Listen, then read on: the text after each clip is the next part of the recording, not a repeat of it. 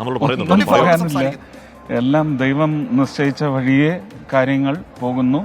ഞാൻ വിധേയനാവുന്നു. 10 വർഷം മുമ്പ് അങ്ങനെ ഇതേ സ്ഥലത്ത് വെച്ച് കാണുമ്പോൾ അങ്ങ് അഭിനന്ദിക്കാനായിരുന്നു വന്നിരുന്നത് പ്രധാനമന്ത്രി മോദിയെ. ഇപ്പൊ അങ്ങ് സത്യപ്രതിജ്ഞ ചെയ്യാൻ വന്നിരിക്കുന്നു. ഇതെല്ലാം കാലത്തിന്റെ കാവ്യനീതി എന്ന് പറയില്ലേ, അതായിട്ട് ഞാൻ കാണുന്നുള്ളൂ. എന്തോ ഒരു മിറക്കിളാണ്.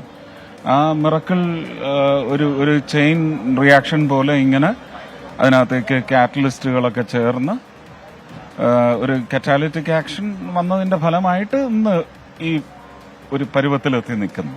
വകുപ്പ് അങ്ങനെ എന്തെങ്കിലും ചർച്ച അറിയില്ല, എന്താണെന്ന് പോലും അറിയില്ല, എന്താണ് കാര്യങ്ങളെന്നൊന്നും എനിക്കറിയില്ല. എൻ്റെ അടുത്ത് എത്തിയേ പറ്റൂ എന്ന് പറഞ്ഞു. ഞാൻ ഇന്നലെ തിരിച്ചു പോയതാണ്.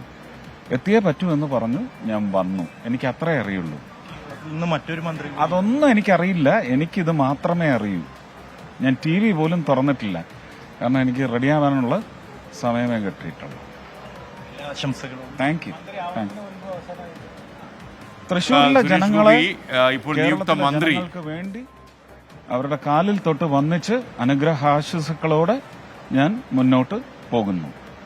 Thank you.